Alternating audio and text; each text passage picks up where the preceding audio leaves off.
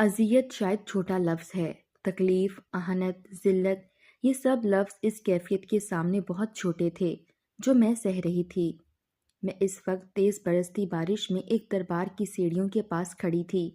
میں نے پہلا قدم سیڑھی پر رکھنا چاہا، لیکن میرے پاؤں کرنٹ کی مانند پیچھے ہٹے تھے۔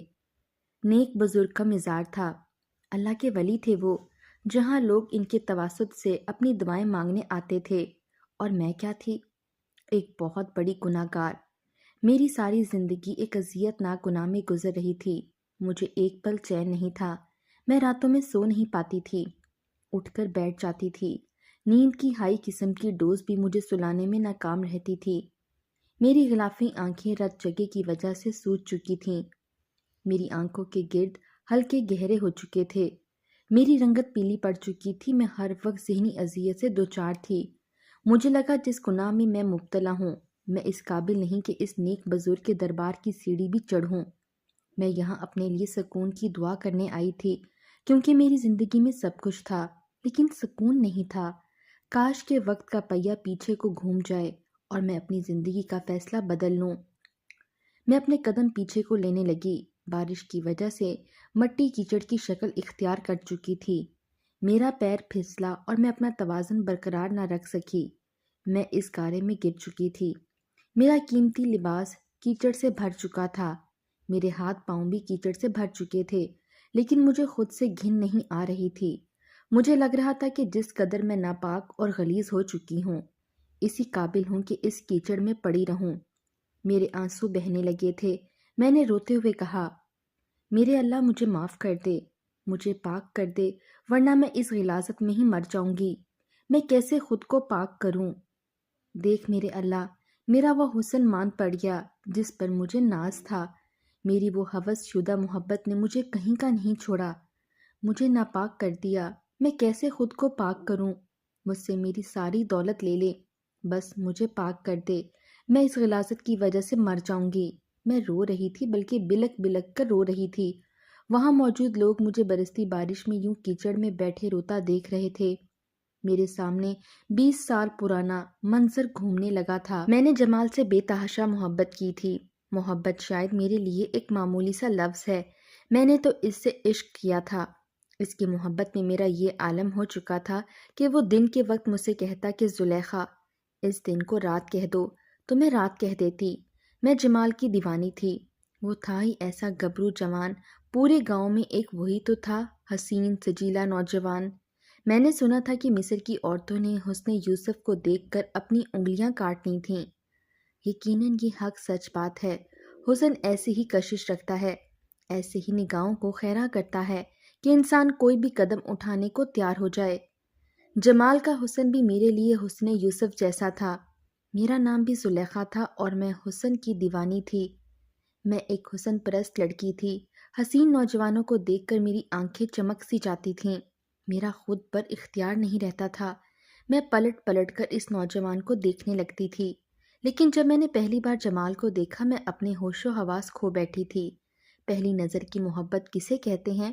یہ جمال کو دیکھ کر مجھے احساس ہوا تھا۔ گوری سفید رنگت، پرکشش چہرہ، لمبا اونچا قد، وہ نوجوان وجاہت کا شہکار تھا۔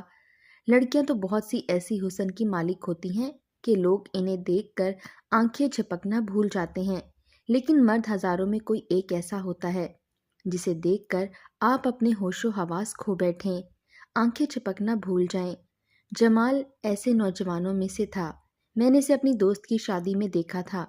جتنا وہ خوبصورت اور وجاہت سے بھرپور تھا، اتنا ہی اپنی اس خوبی سے بے نیاز بھی تھا۔ میں تو اسے دیکھ کر ہی اس پر مر مٹی تھی، فرفتہ سی ہو گئی تھی۔ حالانکہ یہ بات نہیں کہ میں خود کسی سے کم تھی، میں خود بھی بہت خوبصورت اور حسین لڑکی تھی۔ لیکن میرا مسئلہ یہ تھا کہ ہمارے خاندان میں غیر برادری میں شادی کسی قیمت پر نہیں کی جاتی تھی۔ اگر خاندان میں کوئی جوڑ نہ ہوتا تو لڑکی کی شادی بے جوڑ ہی کر دی جاتی تھی، چاہے وہ کم عمر بچی ہو یا بوڑھا شخص۔ لیکن ہماری برادری میں غیروں میں اپنی بیٹیاں نہیں دیتے تھے۔ یہ بات میں بہت اچھے طریقے سے جانتی تھی، اور اپنے خاندان اور برادری کی ریت و رواج سے اختلاف کا مطلب سیدھی سیدھی موت تھا، اور میں تو تھی بھی کسی کی منگ۔ میری منگنی بچپن میں ہی اپنے خالہ زاد سے ہو چکی تھی، جو ذرا بھی خوبصورت نوجوان نہ تھا۔ سانولا سا رنگ، بھدے سے نین نقش، دبلا پتلا سا وجود، اور اس پر سامنے کے دو دانت باہر نظر آتے تھے۔ شرافت علی کے پاس سوائے اپنی شرافت کے اور کچھ بھی نہیں تھا۔ میں تو اسے دیکھ کر ہی اپنا رخ بدل بیٹھی تھی۔ اپنی قسمت پر میں نے بہت آنسو بہائے تھے جب میں نے ہوش سنبھالتے ہی یہ سنا کہ میری قسمت شرافت علی سے جوڑ دی گئی ہے۔ میں جانتی تھی کہ میری زبان سے نکلا ایک حرف انکار میری جان لے لے گا، اس لیے میں نے اپنی زبان پر قفل باندھ لیا تھا۔ لیکن اپنے دل کا کیا کرتی جو شرافت علی کو دیکھ کر بجھ سا جاتا تھا۔ کبھی اس کی رقابت کا سوچتی تو مجھے جھرجھری سی آنے لگتی تھی۔ وہ مجھے اتنا ناپسند تھا کہ میں ایک نظر اس پر ڈالنا بھی پسند نہیں کرتی تھی۔ میں تعصب سے یہ سوچتی کہ وہ بھی کیا مرد ہے، نہ کڑیل نوجوان، نہ بھرپور جسم و جسامت، نہ رنگ، نہ روپ، اور نہ ہی نین نقش، کس زاویے سے وہ میرے ساتھ جچتا تھا۔ میرے ماں باپ نے کیا سوچ کر مجھ جیسی حسین دوشیزہ کے لیے شرافت علی کو پسند کیا تھا۔ بہت سال مجھے لگ گئے تھے خود کو یہ سمجھانے میں کہ دل نہ بھی مانے زندگی مجھے شرافت علی کے ساتھ ہی گزارنی ہے۔ میں حق کے اختلاف رکھتی ہی نہیں تھی، تو پھر بحث کرنے کا کیا فائدہ تھا؟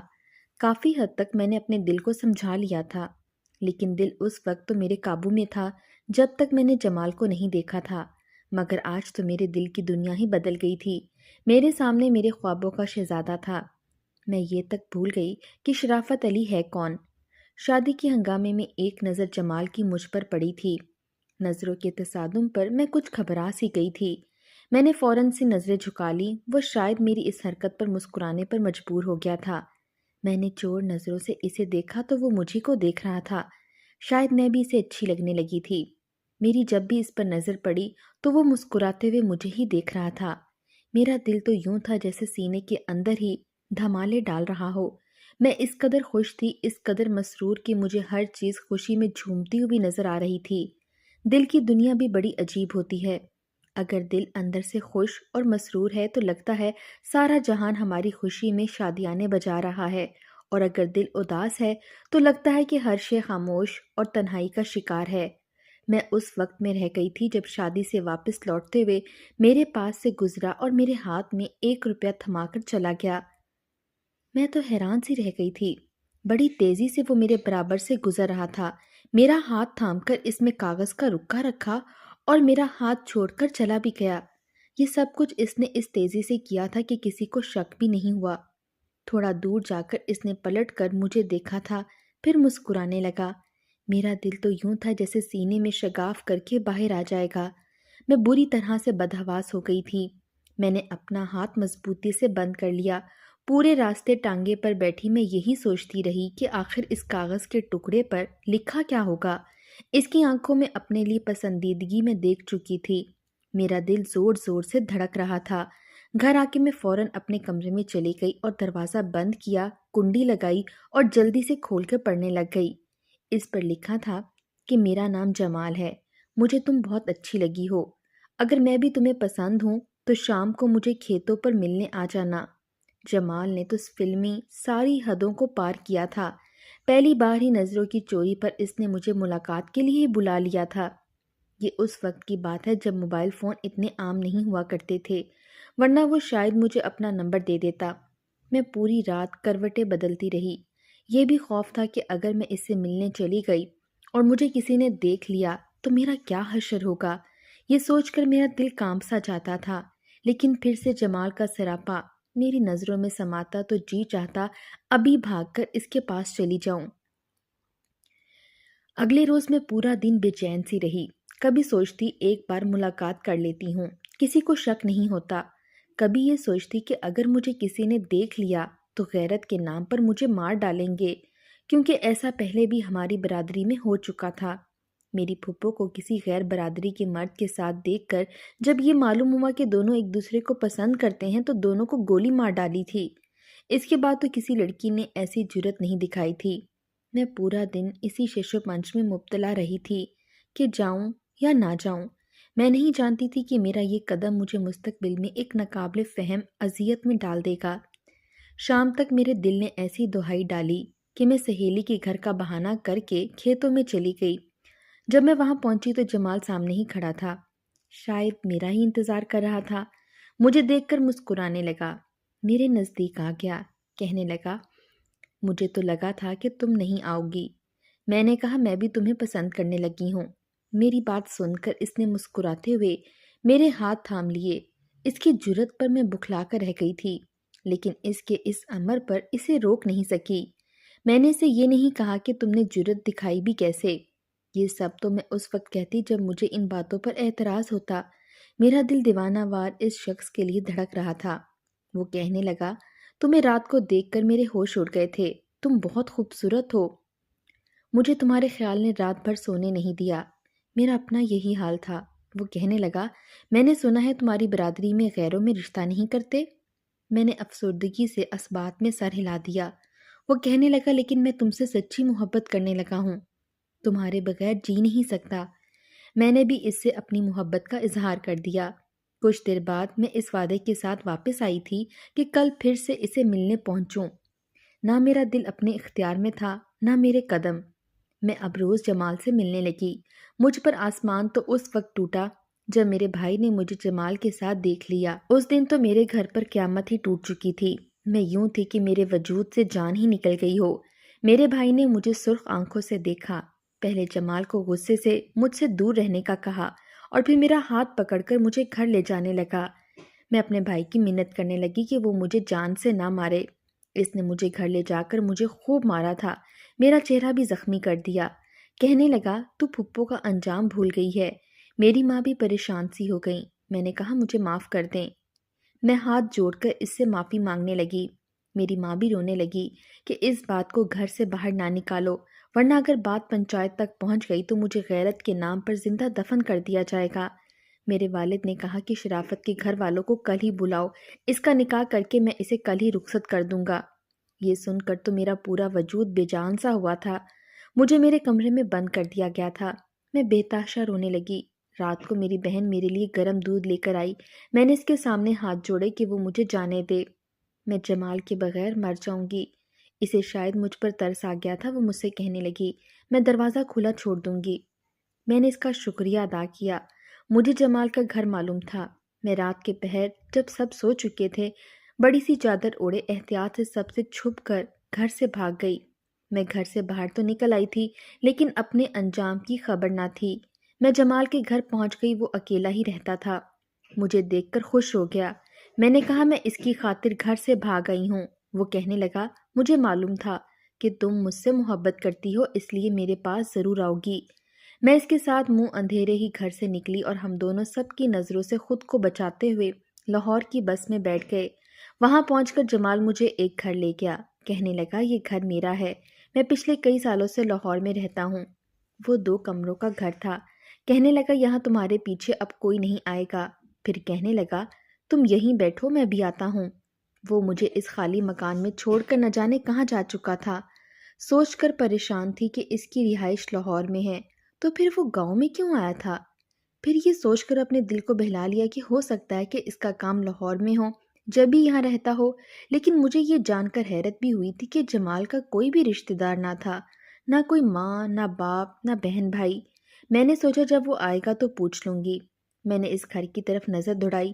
میں پہلے تو اس گھر کی صفائی میں مصروف رہی۔ مجھے لگا جمال کچھ ہی دیر میں آ جائے گا، لیکن جمال تو شام تک واپس نہیں لوٹا تھا۔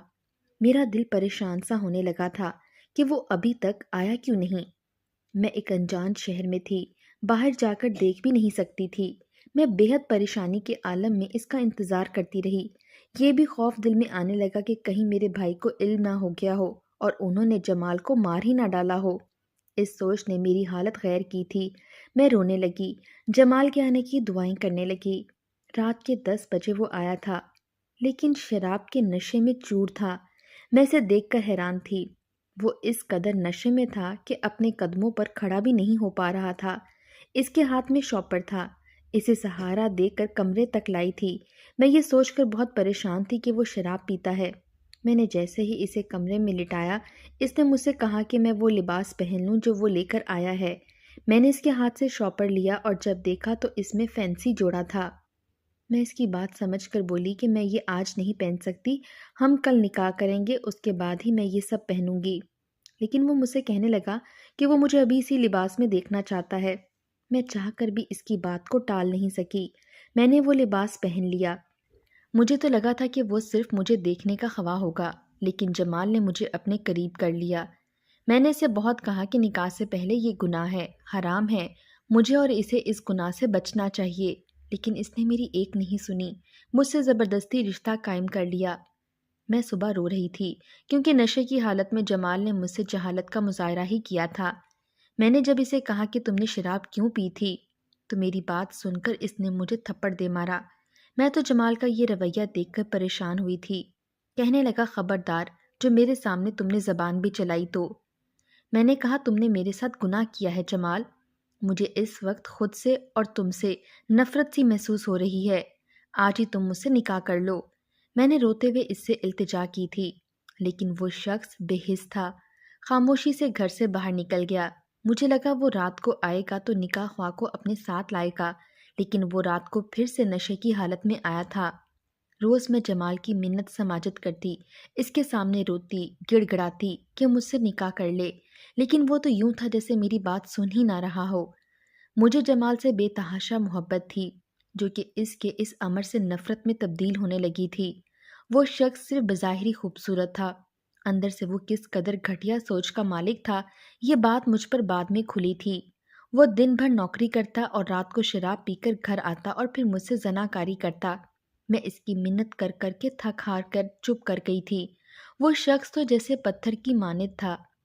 ایک بار میں دوسرے کمرے میں خود کو بند کر کے بیٹھ گئی کیونکہ مجھے اب جمال سے ڈر لگنے لگا تھا۔ وہ شراب پی کر میرے ساتھ غیر انسانی سلوک کرتا تھا، مجھے مارتا پیٹتا تھا، مجھ سے زبردستی گناہ بھی کرتا تھا۔ لیکن یہ بھی کب تک ممکن تھا؟ میں کمرے میں قید رہتی۔ میں ایک دوہری اذیت میں مبتلا ہو چکی تھی۔ نکاح کے دو بول کی اہمیت کیا ہوتی ہے، اس کا مجھے شدت سے احساس ہونے لگا تھا۔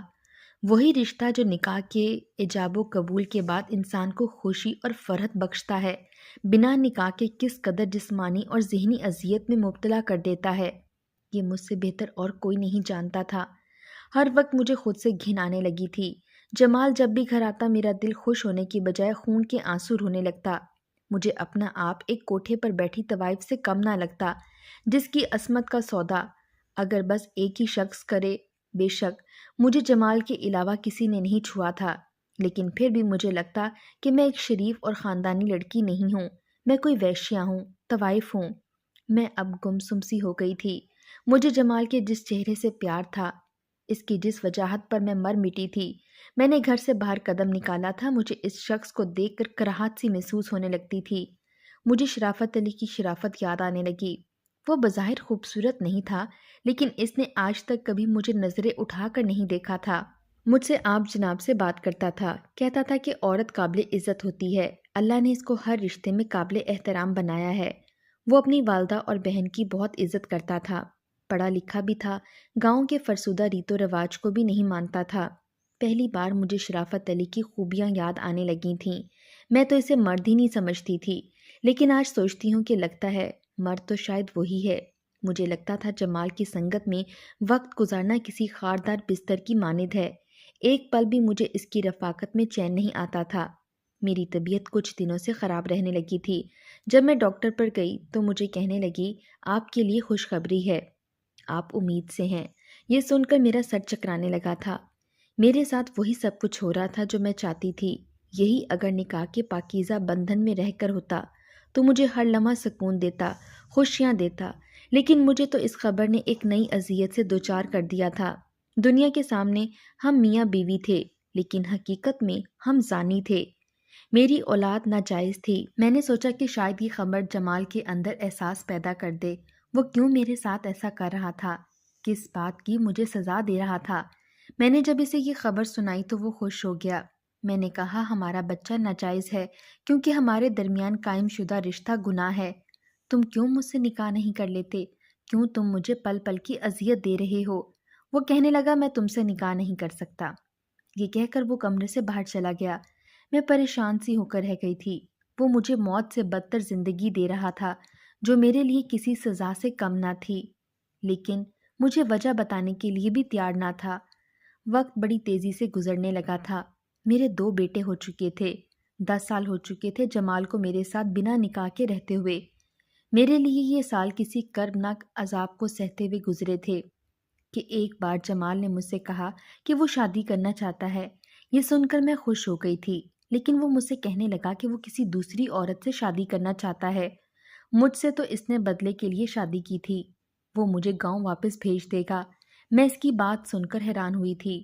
میں نے کہا میں نے تمہارا کیا بگاڑا تھا؟ وہ کہنے لگا تمہارے خاندان نے میرے بڑے بھائی کو مار ڈالا تھا جو تمہاری پھپھو سے محبت کرتا تھا۔ میرے ماں باپ جوان بیٹے کی موت کا صدمہ نہ برداشت کر سکے اور وہ بھی مجھے تنہا چھوڑ گئے۔ میں نے اسی دن سوچ لیا تھا کہ ان کے خاندان کی لڑکی کے ساتھ ایسا ہی کھیل رچاؤں گا۔ تمہیں پل پل تکلیف میں دیکھ کر مجھے بے حد سکون ملتا تھا۔ اب تیاری کرو اور نکلو یہاں سے، جاؤ اپنے باپ کے گھر اور اسے بتا دینا کہ میں نے اس سے اپنے بھائی کا بدلہ لے لیا۔ یہ کہہ کر اس نے اپنے بچے بھی رکھ لیے اور مجھے دھکے دے کر گھر سے نکال دیا۔ میں نے جمال سے کہا بھی کہ اس میں میرا کیا قصور ہے، میں تو تمہاری خاطر سب کچھ چھوڑ آئی تھی، لیکن وہ کہنے لگا اب میرے ہی کہنے پر واپس لوٹ جاؤ۔ میں گاؤں جانے کی بجائے ایک مزار پر آ گئی۔ مجھے اپنی حالت پر رونے آنے لگا۔ میری زندگی کے 10 سال ایک کبھی گناہ کی نظر ہو گئے۔ میں دربار پر بیٹھی رو رہی تھی جب میری نظر شرافت علی پر پڑی۔ اس کے ساتھ ایک حسین عورت تھی جو اس کے ساتھ ہنس ہنس کر باتیں کر رہی تھی، ساتھ میں 2 بچے بھی تھے۔ اب تو وہ پہلے سے کافی بدل چکا تھا۔ میں نے انہیں دیکھ کر چادر سے اپنا منہ چھپا لیا کہ کہیں وہ مجھے دیکھ نہ لے۔ میں سوچنے لگی کہ یہ عزت کی زندگی میری بھی ہو سکتی تھی اگر میں حسن پرستی میں اپنے باپ کی دہلیز پار نہ کرتی۔